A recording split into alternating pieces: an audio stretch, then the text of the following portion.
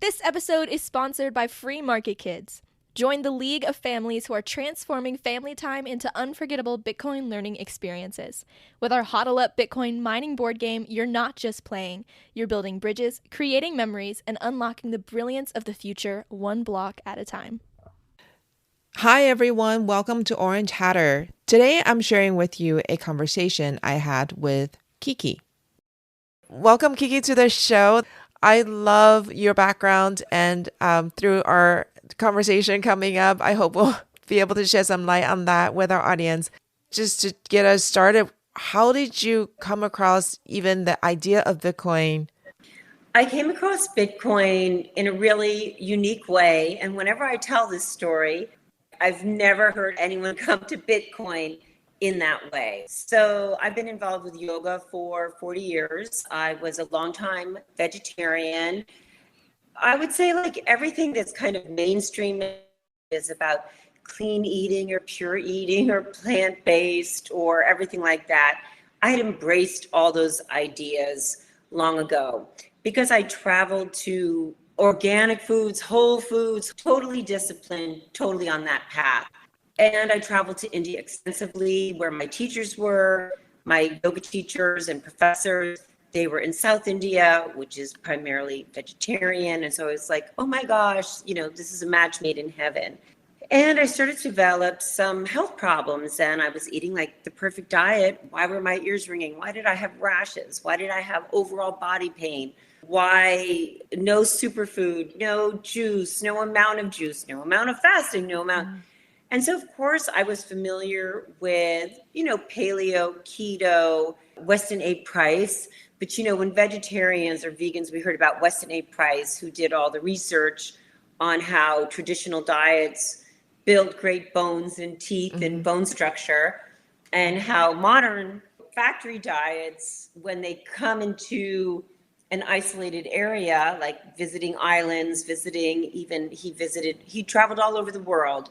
People that lived in the Alps, if they ate their traditional diets, and then if the family moves to a city, if during the pregnancy, the mother is eating differently, that child that's born, their bones are degraded, their teeth are degraded, their growth is stunted, all these things. So, and it's all based on traditional animal nutrition or traditional ways of like preparing grains or cheeses or whatever. So that was like anathema to hear about like Weston A. Price. Like I'm aligned with the vegetarians, South Indians who of course have very short lives, very poor overall health, but I couldn't see it at the time. Most of my teachers or professors began to lose their teeth, in their 40s or 50s. And then of course, diabetes there now is just exploding. So I had all these health problems. I was like, well, let me read a little more Weston Price. Let me learn about bone broth. And I, overcame like every revulsion to eat meat, which I had not done for years. And I made some bone broth with like an old Thanksgiving turkey carcass, not that old, a day old. I felt amazing immediately. And maybe it was a, placebo effect or something. But I started making bone broth, adding meat, keeping in all those vegetables and everything, but just feeling better and better. And as I was doing my research, I would come across like these carnivores, Dr. Sean Baker, and I was just like, oh, that's disgusting.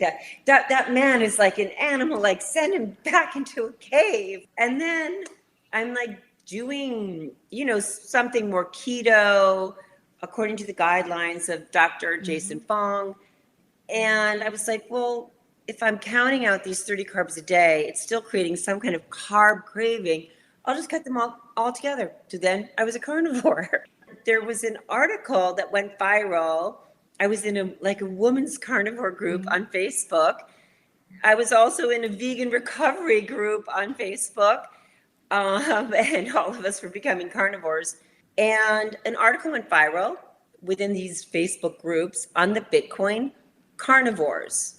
And I was like, what's a Bitcoin carnivore? So I read the article, it was very entertaining. Saifedean was included in it, Saifedean Ammous, Michael Goldstein, who goes by Bitstein. And I was like, these guys are really smart. They're really funny. They're eating carnivore. They figured something out. Everything else they're saying, I have no idea what they're talking about, but because they're so smart, I'm going to learn more about Bitcoin. So Googling around, I go to the Nakamoto Institute, which is that page. I read the white paper. I've never read a white paper in my life. I was a theater and dance student, and I have a creative arts and writing background. And I was like, I don't even know what I'm reading. I'm reading about gold and, fiat, this and that. And then I watched a talk, which Saifedean later told me was the first talk he ever gave after the publication of the Bitcoin Standard. And I listened to that talk and I was like, this sounds very interesting and important. My boyfriend, my partner, Joe, he had graduated years ago with a degree in economics from Berkeley. And so I was like, what do you know about Bitcoin? He's like, Bitcoin? Nothing. And I said, we really have to look at it. You're going to figure it out better than I am because you at least have some concepts. We really have to look at it. These guys are really smart.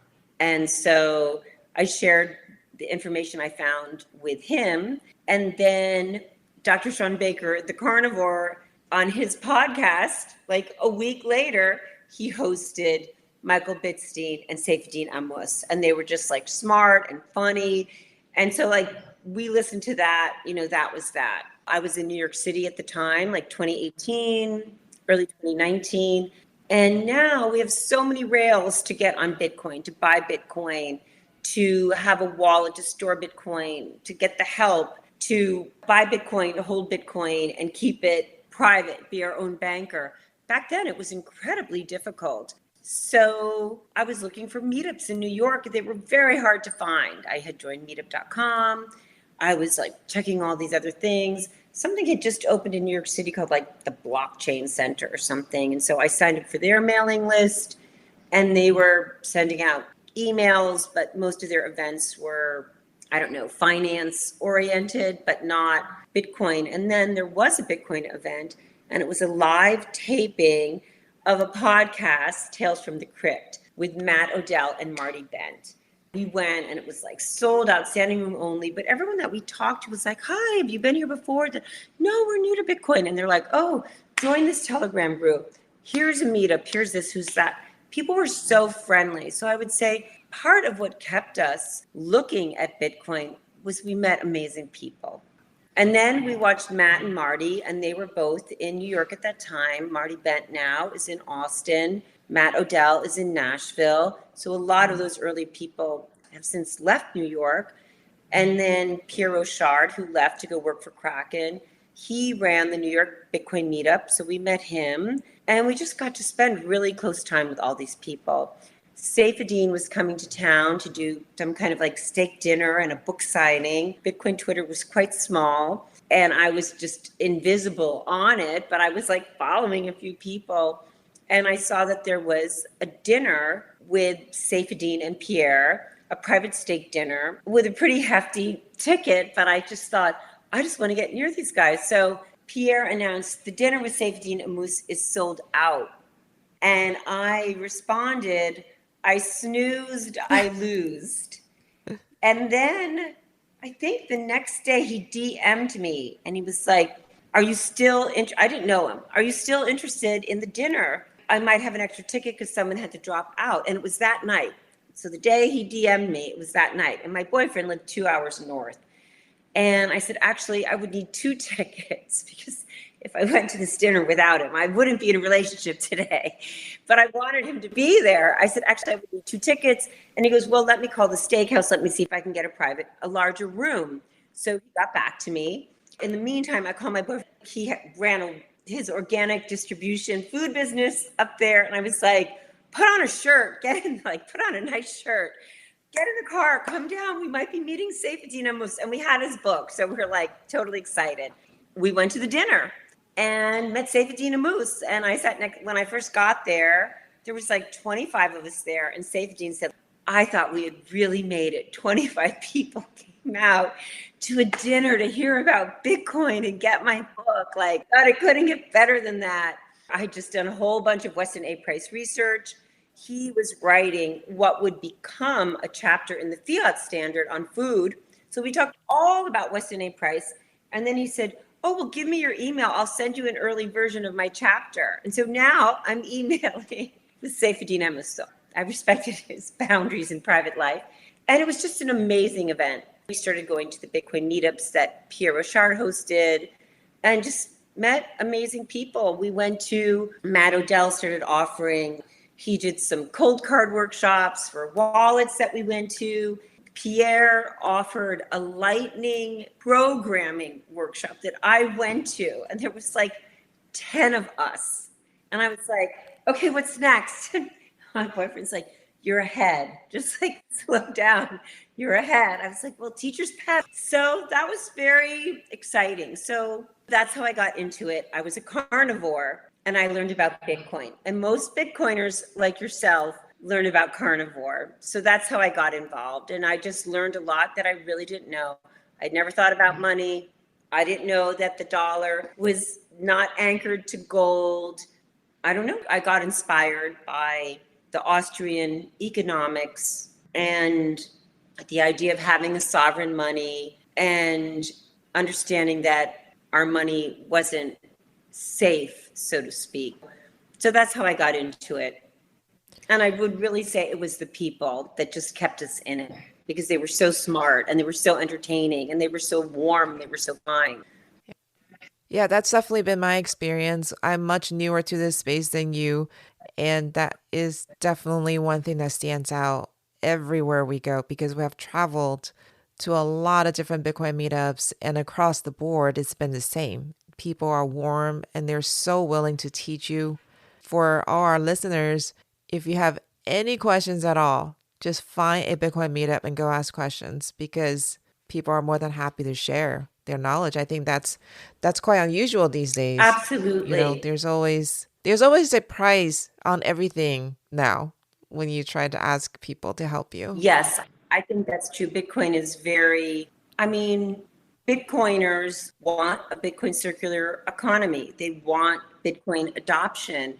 So it's almost like we're like the Moonies or something, or the Hare Krishnas, like we're out in the street with our red rose, like, join Sun Young Moon, it will change your life, like, change your life, or the Jehovah's Witnesses. I've always been like, they're just the nicest people I've ever met, because they have found joy through their belief system and their community, and they're very happy to share it in a very joyous way. So I think that helps. I know a lot of people, and women in particular, are kind of turned off by what's called like Bitcoin maxis, these kind of Bitcoin maximalists, and there's a lot of trash talking.